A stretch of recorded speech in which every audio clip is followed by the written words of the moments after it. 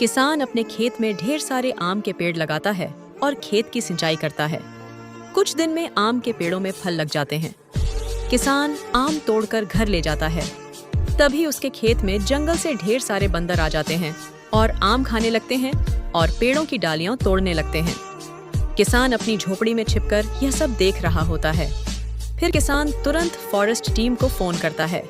Forest team आती है और सभी बंदरों को पिंजरे में बंद करके जंगल वापस ले जाती है। किसान फिर भी रोने लगता है क्योंकि किसी ने वीडियो को शेयर नहीं किया।